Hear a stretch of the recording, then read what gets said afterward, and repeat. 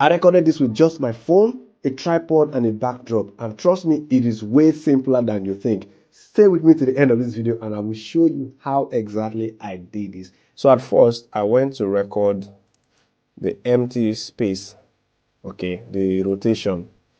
This is just me with the phone recording. I just, kind of the camera just spinning and spinning. That is it. You take that shot separately. Then I came here.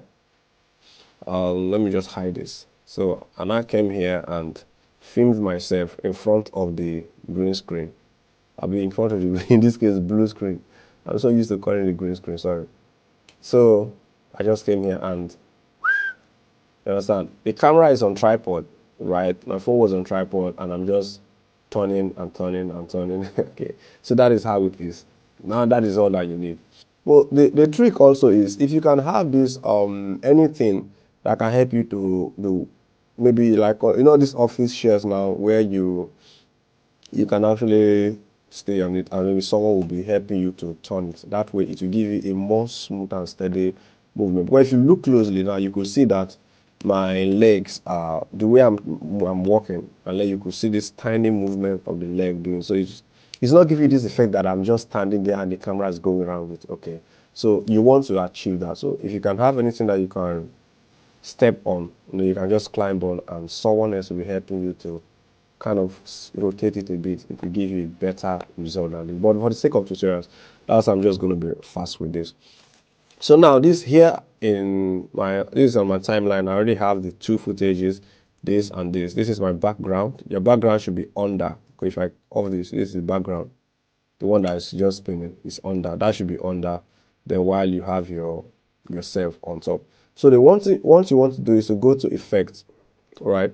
This is my effect. I don't know. I'm using the Premiere Pro 2023. Your own version might be in a different place. And sometimes I tweak all these things and rearrange it. So where you find the effect is not important. The most important thing is find the effect. So on the effects search bar, I'll just search for ultra key. So if you just write ultra, it should come out. All right, so this is my ultra key. Drag that and put it on your green or your blue cloth layer, which is the top layer. Drag and put it there. So once you have dropped it there, go to effect control over here. So you could see this is effect control. Now this is the ultra key that you added, right? So select this pen tool here, select it and go to any part of the screen that is the blue part, okay, and click on it. It will remove it. So you see that it has removed it. But you will also notice that there are lots of look at all these walls. Let me just undo that. Look at this wall. So the green cloth did not cover all this. So what you are going to do is first, let's not go to the ultra key. Let's go to opacity. Select this and manually cut out this or this place. So the only thing you need is this. For this shot, I'm just going to make it like about this place. This place, and use here, use here, use here, use here. This is the only part I want, right? This is the only thing I need. So on the pass, don't forget where we got that. This is all I need. So now I want to also go back to my ultra key. You can do one before the other. It doesn't mean that you must do this first. All right. So don't get it confused.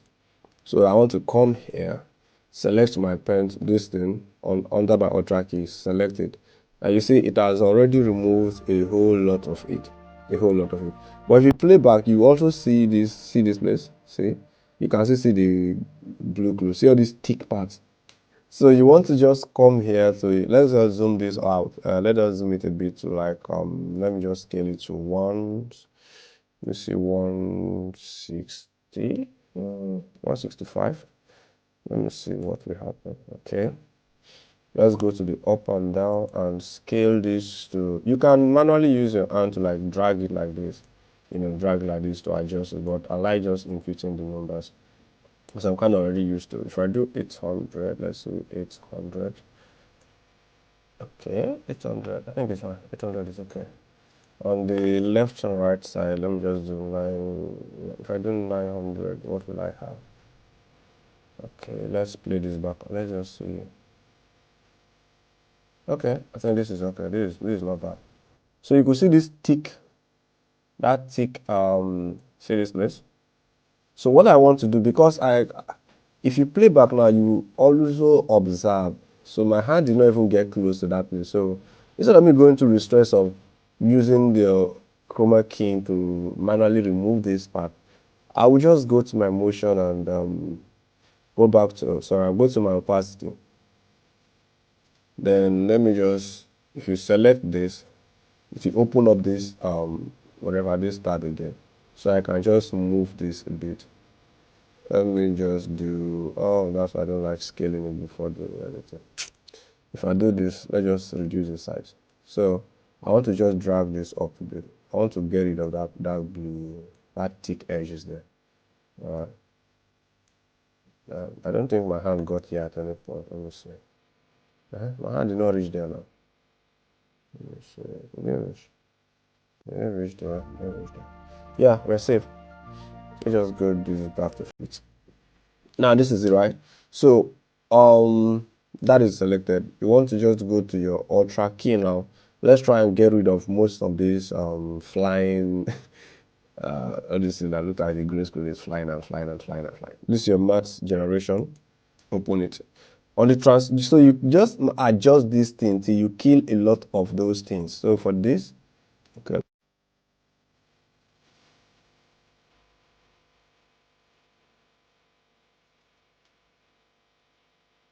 Okay. I think we can do with this. So if you're following, you will understand what we're doing here. If not, there's nothing I can do. Understand?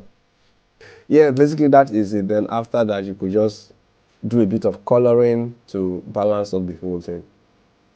Yeah, so basically that is it. Then you also want to blur the background a bit, because now you could see that there's no much difference. The foreground is sharp, the background is sharp. So you also want to go to your effect, right? Go to your effect again. And this time we're going to let's just search for, we're using for Gaussian, but let's just do blur. If you just do blur, you will see the options there. Alright, so for this one, I want to use Gaussian blur. So just drag this and drop it on your background layer. This is your background layer. So let's just pick it up a bit. If I do this, you see it's completely blur. So the more you increase it, the more it gets blurred. So I'm just gonna do it this way. That's small. Because it is okay, let me see. Let's see what this looks like. Right. So you see, that is the whole idea. Now you can see a bit of difference between the foreground and the background. Because the background, naturally, if your camera is this close to this guy, the background should be blurred. Right. So yeah, that is pretty much it. That is pretty much it. That is just pretty much it. Pretty much it. I mean, you can still play with the coloring to balance it up. Oh. That is not the end. I just showed you how I did it. Color grading is another thing entirely. So you need to work on your color grading to balance to work with the sun direction and where you should hit your highlight on. All those ones so needs to work on. You need to work on the speed. Probably you feel like you want to slow down the background.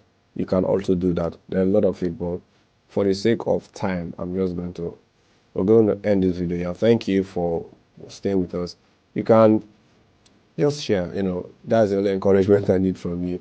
Let's like, share, ask questions if you're not sure of anything. You can ask your questions, share the video to your friends. They may want to know one or two things. Thank you so much. Let me just finish up this side.